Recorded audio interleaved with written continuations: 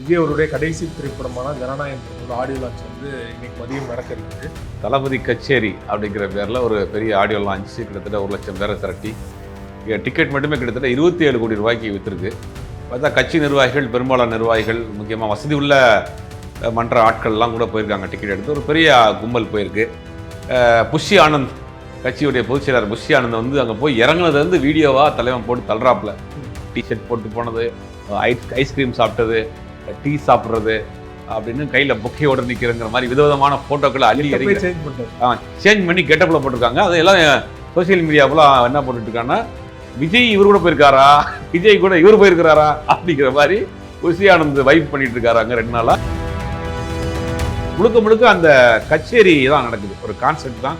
ஒரு 3 மணி நேரம் அவங்க வந்து தொடர்ந்து ப்ளே பண்ண போகிறாங்க. நிறையா அவருடைய பழைய பாடல்களை எல்லாம் ஒரு தொகுப்பு மாதிரி வச்சுருக்காங்க போல், அதை வச்சுருக்காங்க. அப்புறம் ஒரு ஏவி ஒன்று போடுறதாக சொல்கிறாங்க.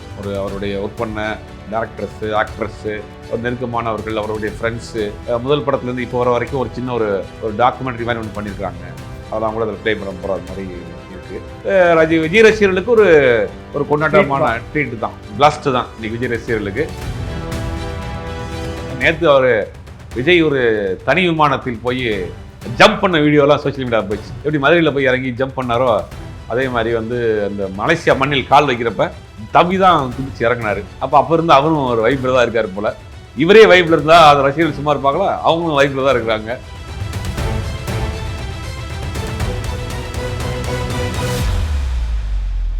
மீடியா சர்க்கிள் நேயர்களுக்கு வணக்கம். இன்றைக்கு நம்ம நேர்காணலுக்காக ஜேர்னலிஸ்ட் சுபைர் அவர்கள் நம்மோடு நின்றுக்கிறார். அவரோடு பேசலாம். சார் வணக்கம். வணக்கம். விஜய் அவருடைய கடைசி திரைப்படமான ஜனநாயகம் படத்தோட ஆடியோ லான்ச் வந்து இன்னைக்கு மதியம் நடக்க இருக்குது. மலேசியா அரசு சார்பாக வந்து காவல்துறை சார்பாக அரசியல் பேசக்கூடாது, அங்கே வந்து தாவேகா சார்பாக எந்த பொருளுமே நீங்கள் உபயோகப்படுத்தக்கூடாதுன்னு சொல்லிட்டு ஸ்ட்ரிக்டாக ஒரு ஆர்டர் போட்டிருக்காங்க. ஸோ விஜய் என்ன பேச போகிறார் அப்படிங்கிறது தான் எல்லோருடைய கேள்வியாக இருக்குது. என்ன பேச போகிறார் நீங்கள் நினைக்கிறீங்க? தளபதி கச்சேரி அப்படிங்கிற பேரில் ஒரு பெரிய ஆடியோ லான்ச் கிட்டத்தட்ட 1 லட்சம் பேரை திரட்டி டிக்கெட் மட்டுமே கிட்டத்தட்ட 27 கோடி ரூபாய்க்கு விற்றுருக்கு. பார்த்தா கட்சி நிர்வாகிகள், பெரும்பாலான நிர்வாகிகள், முக்கியமாக வசதி உள்ள மன்ற ஆட்கள்லாம் கூட போயிருக்காங்க. டிக்கெட் எடுத்து ஒரு பெரிய கும்பல் போயிருக்கு. புஷி ஆனந்த், கட்சியுடைய பொதுச் செயலாளர் புஷி ஆனந்த் வந்து அங்கே போய் இறங்குனதுலேருந்து வீடியோவாக தலைவன் போட்டு தள்ளுறாப்புல. டிஷர்ட் போட்டு போனது, ஐஸ்கிரீம் சாப்பிட்டது, டீ சாப்பிட்றது அப்படின்னு கையில் பொக்கையோடு நிற்கிறங்கிற மாதிரி விதவிதமான ஃபோட்டோக்களை அள்ளி சேஞ்ச் பண்ணி கெட்டப்பில் போட்டிருக்காங்க. அதெல்லாம் சோசியல் மீடியாவில் என்ன போட்டுட்ருக்காங்கன்னா, விஜய் இவர் கூட போயிருக்காரா, விஜய் கூட இவர் போயிருக்கிறாரா அப்படிங்கிற மாதிரி புஷி ஆனந்த் வைப் பண்ணிட்டு இருக்காராங்க. 2 நாளாக என்ஜாய் பண்ணிட்டு இருக்கிறாரு. நிகழ்ச்சி கொஞ்ச நேரத்தில் ஆரம்பிக்க போது விஜய் என்ன பேச போகிறார் அப்படின்னு எல்லாம் பார்க்குறாங்க. முக்கியமாக அவர் கூட ஒர்க் பண்ண சில டேரக்டர்ஸு, சிங்கர்ஸ் சில பேர் போகிறாங்க. அந்த பழைய ஹரிஷ் ராகவேந்தர், கிரிஷ், அந்த மாதிரி ஒரு பெரிய டீம் போயிருக்கிறாங்க. மியூசிக் கான்சர்ட் ஒன்று நடக்குது. அனிருத்தும் போயிருக்காரு. கண்டிப்பாக ஒரு பாடல் பாடுவார்னு நினைக்கிறேன். ஏன்னா அவர் பெஸ்ட்டாக பாடகர் வேற. முதல் படத்தில் 2வது படத்துலேருந்து தொடர்ந்து பாடிட்டு இருக்காரு. அப்பப்போ இதை வைப் பண்ணுற மாதிரி ஏதாவது ஒரு பாடல் இந்த படத்தில் பாடுவார்னு, இந்த ஸ்டேஜில் பாடுவார்னு நினைக்கிறேன். அப்புறம் கண்டிப்பாக எப்பயும் போல் ஒரு குட்டி ஸ்டோரி இருக்கும். அது கண்டிப்பாக அரசியலை தொடர ஸ்டோரியாக தான் இருக்கும். அப்புறம் எப்பயும் போல் மலேசியா மக்களே நல்லா இருக்கீங்களா, மலேசியா எனக்கு ரொம்ப பிடிக்கும், மலேசியாவில் ட்வின் டவுன் இருக்குது, மலேசியாவில் தான் வந்து நாசிகோரி இருக்குது, மலேசியாவில் தான் இருக்குது, மலேசியா பெருமைகள் அப்படியே பேசிட்டு, ஈரோட்டில் மஞ்சள் இருக்கு அப்படிங்கிற மாதிரி அது ஒரு மலேசியா பெருமைகள் அப்படி மேலோட்டமாக பேசிட்டு அப்புறம் ஒரு குட்டி கதை சொல்லிட்டு ரொம்ப ஷார்ட்டாக முடிச்சுடுவார். இங்கேயும் ரொம்ப நேரம் இருக்க மாட்டார்னு நினைக்கிறேன். முழுக்க அந்த கச்சேரி தான் நடக்குது. ஒரு கான்செப்ட் தான். ஒரு 3 மணி நேரம் அவங்க வந்து தொடர்ந்து ப்ளே பண்ண போகிறாங்க. நிறையா அவருடைய பழைய பாடல்களை எல்லாம் ஒரு தொகுப்பு மாதிரி வச்சுருக்காங்க போல், அதை வச்சுருக்காங்க. அப்புறம் ஒரு ஏவி ஒன்று போடுறதாக சொல்கிறாங்க. அவருடைய ஒர்க் பண்ண டேரக்டர்ஸு, ஆக்ட்ரஸ்ஸு, ஒரு நெருக்கமானவர்கள், அவருடைய ஃப்ரெண்ட்ஸு, முதல் படத்துலேருந்து இப்போ வர வரைக்கும் ஒரு சின்ன ஒரு டாக்குமெண்ட்ரி மாதிரி ஒன்று பண்ணியிருக்கிறாங்க. அதெல்லாம் கூட அதில் ப்ளே பண்ண போகிற மாதிரி இருக்குது. விஜய் ரசிகர்களுக்கு ஒரு கொண்டாட்டமான ட்ரீட் தான், பிளாஸ்ட் தான் இன்னைக்கு விஜய் ரசிகர்களுக்கு. நல்லபடியாக நடந்து நல்லபடியாக ஊர் வந்து சேருங்க தம்பி தங்கைகளா. அங்கே இருக்கிற மரத்து மேலே ஏறி விடாதீங்க, ட்விட் டவர் ரொம்ப உயரமாக இருக்க ட்விட் டவரில் ஏறிடாதீங்க அப்படிங்கிறதா நம்ம சொல்கிறது. இங்கேருந்து நிறைய பேர் போயிருக்காங்க விஜய் ரசிகர்களுமே. நம்ம ரசிகர்கள் நிறைய பேர் போயிருக்காங்க. ரசிகர்கள் நிறையா பேர் இருக்கிறாங்க. பல மாவட்ட செயலாளர்கள் போயிருக்கிறாங்க. செங்கோட்டையன், ராஜீவ் சம்பத் மாதிரியான ஆட்கள் போல, அவங்க மட்டும் சீனியர்னால அவங்களால வைப் பண்ண முடியாதுங்கிறதுனால போகாமல் இருக்கு. அதை ஒரிஜினலாகவே போன மாதிரி தெரியல. அதை ஒரிஜினலாக போகாமல் போயிருப்பார்னு நினைக்கிறேன். அவர் வேற ஒரு இதில் போயிருப்பார்னு நினைக்கிறேன். நேற்று விஜய் ஒரு தனி விமானத்தில் போய் ஜம்ப் பண்ண வீடியோலாம் சோசியல் மீடியாவில் போயிடுச்சு. எப்படி மதுரையில் போய் இறங்கி ஜம்ப் பண்ணாரோ அதே மாதிரி வந்து அந்த மலேசியா மண்ணில் கால் வைக்கிறப்ப தம்பி தான் குதிச்சு இறங்கினாரு. அப்போ இருந்து அவரும் ஒரு வைப்பில் தான் இருக்காரு போல. இவரே வைப்பில் இருந்தால் அது ரசிகர்கள் சும்மா இருப்பாங்களா, அவங்களும் வைப்பில் தான் இருக்கிறாங்க. நல்லபடியாக முடியணுங்கிறதா எல்லாருடைய நினைப்போம். குறிப்பாக மலேசியாவில் வந்து விஜய் அரசியல் பேசுவாரா பேசலையா அப்படிங்கிற எல்லாரும் தெரியாது.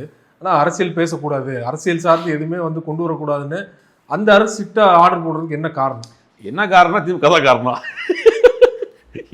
இவங்கள்ட்ட கேட்டால் அதான் சொல்லுவார், திமுக அரசு தாங்க, ஸ்டாலின் தாங்க காரணம்.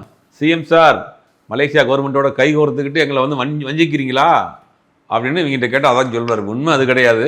ஒரு நாட்டில் ஒரு பெரிய ஒரு நிகழ்ச்சி நடத்துகிறப்ப நிகழ்ச்சி நடத்துகிறவங்களுடைய ப்ரொஃபைலை பார்ப்பாங்க. அப்போ யார் நடத்துகிறாங்கன்னா, விஜயின் ஒரு படம், ஒரு ஆர்எட் லான்ச் நடக்குது, இது ஒரு பார்ட்டியை வச்சு நடத்துகிறாரு, இந்த பார்ட்டி நடத்துகிற நிகழ்ச்சியெல்லாம் எப்படி இருந்திருக்குன்னு அவங்க ப்ரொஃபைல் பார்த்துருப்பாங்க. ப்ரீவியஸ் நடந்த ஒரு ப்ரொஃபைல் பார்த்துருக்கோமா, விக்கிரவாணி மாநாட்டிலையும் பல உயிர் சேதங்கள் ஏற்பட்டுச்சு, மதுரையில் ஒரு பெரிய ஆக்சிடென்ட், இந்த பெரிய ஆக்சிடென்ட் ஏற்பட்டதால் தவிர்க்கப்பட்டது, கரூர் நடந்த சம்பவங்கள், இதெல்லாம் பார்க்குறாங்க இல்லையா? அப்போ இது மாதிரி நமக்கும் வந்துடக்கூடாதுங்கிறது முன்னெச்சரிக்கை நடவடிக்கையாக. ரெண்டாவது, அங்கே இருக்க 1,00,000 பேர் திறந்து நிற்கிறாங்கன்னா முழுக்க முழுக்க தமிழ்நாட்கள் தான். அப்போ தமிழ்நாட்டை சேர்ந்தவங்க தான், தமிழ் தெரிஞ்ச தமிழ்நாட்டில் அரசியல் தெரிஞ்சவங்க தான். அங்கே ஒரு அரசியல் பேசுகிறப்ப வேறு ஏதாவது அசம்பாவிதம் நடந்துடக்கூடாதுங்கிறதுக்காக இந்த அரசியல் பேசக்கூடாது, அரசியல் நிகழ்ச்சி கிடையாது, இது முழுக்க முழுக்க ஒரு சினிமா இசை நிகழ்ச்சி, இசை வெளியீடுலா நிகழ்ச்சி, ஒரு பொழுதுபோக்கு நிகழ்ச்சி தான், இப்படி தான் அவங்க சொல்லி பெர்மிஷனே கொடுத்துருக்காங்க. அதுக்கு தமிழ்நாட்டில் நடந்து அவங்க நடத்தின நிகழ்ச்சிகளுடைய ஒரு சாம்பிளாக வச்சுக்கிட்டு சில கட்டுப்பாடுகளை போட்டுடுறாங்க. ஆனால் அவர் எதிர்பார்த்து மலேசியாவில் வைக்க போனது பார்த்தீங்கன்னா அரசியல் பேசணும், அரசியல் பேசி அங்கே தமிழர்கள் நிறையா இருப்பாங்க இல்லையா, அவங்க முன்னாடி பேசணும் அப்படிங்கிறத அவர் எதிர்பார்க்கறது நடக்கும். ஆனால் கண்டிப்பாக இதில் அரசியல் பேசுவார், அரசியல் பேசாமல் இருக்க மாட்டார். நேரடியாக அரசியல் பேசாமல் இப்போ மேடைகளில் என்ன பேசுறாரு, ஆடியோ லான்ச்சில் என்ன பேசுறாரு, நேரடியாக அரசியல் பேசுறாரு, ஒரு குட்டி கதை சொல்வார், அதுக்கு ஒரு ராஜா இருக்காரு, அந்த ராஜா மறைமுகமாக சொல்வார், அரசியல் கண்டிப்பாக பேசுவார். இந்த படத்தை பார்த்தீங்கன்னா ஜனநாயகன், இந்த ஜனநாயகன் தான் கண்டிப்பாக வந்து தமிழ்நாட்டின் ஜனநாயகத்தை காப்பாற்றுவார் அப்படிங்கிற மாதிரி மறைமுகமாக சொல்லுவார். அப்புறம் ஒரு குட்டி கதை, அந்த கதையில் ஒரு ராஜா இருந்தாராம், அந்த ராஜா வந்து இவரை வந்து கார்னர் பண்ணாராம், இந்த சாமானியன் வந்து ஒரு வீடியோ போட்டாராங்கிற மாதிரி எல்லாம் கதையெல்லாம் ஒரு கதைலாம் சொல்லி நடக்கும். அது மாதிரி கண்டிப்பாக பேச அரசியல் இருக்கும், 100% அரசியல் இருக்கும். அரசியல் தவிர்த்து பெற முடியாது. படமே அரசியல் படம் தானே, நாளைக்கு அந்த படத்துலேருந்து ஒரு கிளிப்பிங் கட் பண்ணி போட்டாலே அது வந்து அரசியல் தானே. அப்போ அரசியல் இருக்கும். ஆனால் அந்த நாடு வந்து நேரடியாக அரசியல் பேசக்கூடாதுன்னு கட்டுப்பாடு வச்சிருக்கு, மறைமுகமாக அரசியல் பேசுவார். இல்லை, மலேசியா மாலிக் அவர் தான் வந்து இந்த நிகழ்ச்சியை வந்து ஏற்பாடு பண்ணியிருக்காரு. தயாரிப்பாளர் பொதுவாகவே வந்து இந்த மாதிரி ஆடியோ லான்ச்லாம் வந்து தயாரிப்பாளர் தான் ஏற்பாடு பண்ணுவாங்க, கேவின் ப்ரொடக்ஷன் பண்ணாமல் டிஸ்ட்ரிபியூட்டரான மாலிக் வந்து ஏன் பண்ணார், அதுக்கு என்ன காரணம்? இல்லை, மாலிக் வந்து ஒரு பெரிய டிஸ்ட்ரிபியூட்டராங்க மலேசியாவில். நிறைய படங்கள் கபாலி அதெல்லாம் அவர் தான் வாங்கினார், கோட் அவர் தான் வாங்கினார். அவரை பொறுத்த வரைக்கும் சமீபத்தில் இந்த கூலி அவர் தான் வாங்கினார். அந்த மாதிரி வாங்கினார்னா அந்த படத்தை எப்படி ப்ரொமோஷன் நாங்கள் பண்ணணும் அப்படிம்பார், பண்ணுறதுல பெரிய வித்தியாசமாக பண்ணக்கூடிய நபர். கூலி படத்துக்கு என்ன பண்ணார், அந்த கூலி அந்த பேட்ச் என்ன பண்ணார்னா, இருக்கிற முக்கியமான மக்கள் கூடுற மால், இந்த மாதிரி ஷாப்பிங் காம்ப்ளெக்ஸு, மக்கள் கூடக்கூடிய அந்த முக்கியமான இடங்கள் எல்லாம் அதை வந்து ஃப்ரீயாக டிஸ்ட்ரிபியூட் பண்ணார். அப்போ ஒரு புதுசாக ப்ரொமோஷன் பண்ணக்கூடிய ஒரு நபர் அவர். எப்படி தமிழ்நாட்டில் நம்ம கலைப்புரி தான் இருக்காரோ அது மாதிரி அந்த ஊரில் அந்த படத்தை வந்து ப்ரொமோஷனில் பெரிய அளவில் பண்ணுவார். அப்போ இவர் ஸ்பெஷலாக என்ன பண்ணுறாரு, இந்த படத்தை வாங்குறப்ப கூடுதலான விலையை கொடுத்து நான் வாங்குறேன் 2 கோடி ரூபா, ஆனால் நான் எனக்கு ஆடியோ லான்ச்சிங்க தான் நடத்தணுங்கிற ஒரு கண்டிஷனோட தான் மலேசியாவை வாங்கியிருக்காரு. வாங்கிட்டு அவருக்கு ஒரு பெரிய லாபம். இப்போ என்ன சொல்கிறாங்கன்னா, அவருக்கு போட்ட காசு வந்துருச்சு, இந்த நிகழ்ச்சியிலேயே வந்து வாங்கின அமௌண்ட்டு அவருக்கு எடுத்துட்டாரு. ஆனால் செலவு ஃபுல்லாக அவர் தான் பண்ணியிருக்காரு இல்லையா, இங்கேருந்து போகிறதா 27 கோடி ரூபா வரைக்கும் இது வரைக்கும் நம்ம டிக்கெட் மட்டும் விற்றுருக்கு. 27 கோடி ரூபாங்கும் போது அவர் படத்தோட சேர்த்து வாங்கின வருமானமே பாதி வந்துருச்சுன்றாங்க, 3/4 வந்துருச்சு. இனி படம் 1 நாள் ஓடாட்டி அவருக்கு லாபம் தான். இல்லை, இங்கேருந்து ஆர்டிஸ்ட் போகிறாங்க, நிறைய பேர் படம் சம்மந்தப்பட்ட ஆட்கள் போய் தங்குறது, ஃப்ளைட் சார்ஜ் எல்லாமே அவர் தானே சொல்ல. ஒரு 200 பேருக்கு வந்து அவங்க இது பண்ணியிருக்காங்க. ஓகே, அவங்க 200 பேருக்கு இவங்க ஸ்பான்சர் பண்ணுறாங்க. அந்த நிகழ்ச்சியை கலந்துக்கிறவங்க இருக்காங்க இல்லையா, இந்த பாடகர்கள், மியூசிஷியனு, மியூசிக் டைரக்டரு, சில டேரக்டர்ஸு. லோகேஷ் லோகேஷ் எல்லாம் போவாங்கன்னு எதிர்பார்த்தாங்க, லோகேஷ் போகல, நெல்சன் மட்டும் இருந்தார். நெல்சன் மட்டும் போகிறாரு. மற்ற ஆட்கள்லாம் அந்த அவர் கூட ஒர்க் பண்ண பழைய டேரக்டர்ஸு, கூட ஒர்க் பண்ணுற பழைய ஆக்டர்ஸு அப்படின்னு அந்த நிகழ்ச்சியை கோஆர்டினேட் பண்ணுறவங்களுக்கு மட்டும் அவங்க டிக்கெட் போட்டு கொடுத்துருக்காங்க. கட்சி நிர்வாகிகளுக்கு கட்சியிலேருந்து போடுறதுக்காக சொல்கிறாங்க, அதை ஒரிஜினல் போட்டிருக்காரு போல. எல்லா மாவட்ட செயலரும் மேக்ஸிமம் போயிருக்காங்க, எல்லாரும் வீடியோ போட்டுட்டு இருக்காங்களே, மேக்ஸிமம் எல்லா மாவட்ட செயலரும் போயிருக்காங்க. சில ரசிகர்கள், வசதி வாய்ப்புள்ள ரசிகர்களும் போயிருக்காங்க. குறிப்பாக சிம்பு கலந்துக்க போகிறாரு, தனுஷ் கலந்துக்க போகிறாரு அப்படின்னு சொல்லிட்டு தொடர்ச்சியாக பேசிகிட்டு இருக்காங்க. யார் தான் கலந்துக்க போகிறா? யாருமே கலந்துக்கிற மாட்டாங்கிறது தான் உண்மை. இது வரைக்கும் யாரும் போகல. இப்போ வரைக்கும் நம்ம பேசிட்டு இருக்க நேரம் வரைக்கும் அங்கே போய் இறங்கலங்கிறதான் தகவல். பெரும்பாலும் யாரும் போக மாட்டாங்க, ஏன்னா அது போன அரசியல் ரீதியான ஒரு முத்திரை விழுந்துரும் அப்படிங்கிறனால யாரும் போல. அவர் கூட ரொம்ப விரும்ப மாட்டார் இல்லையா, அங்கே வந்து நான் மட்டும் தான் இருக்கணும் அப்படின்னு. ஆமாம், அப்படி தான் இருக்கணும். அவங்களும் விரும்ப மாட்டாங்க போகிறவங்க. சென்டர் ஆஃப் அட்ராக்ஷன் வந்து இன்னொருத்தவங்க போய் இருக்க மாட்டாங்கல்ல. அப்போ அங்கே வந்து அவங்க வந்து இதாகிடுவாங்க. ரெண்டாவது அரசியல் ரீதியான ஒரு விஷயமா மாறி போச்சு இப்போ. அப்படிங்கிறனால அவங்க போகிறதுக்கான வாய்ப்பு, யாருமே போகிறதுக்கான வாய்ப்பு இல்லை. அவங்க கூட நெருக்கமான ஆட்கள் சில பேர் போகலாம். ரொம்ப நன்றி. ஜனநாயக நாடியில் சொல்லுவோம் பல விஷயங்கள் எடுப்பாங்க. நன்றி.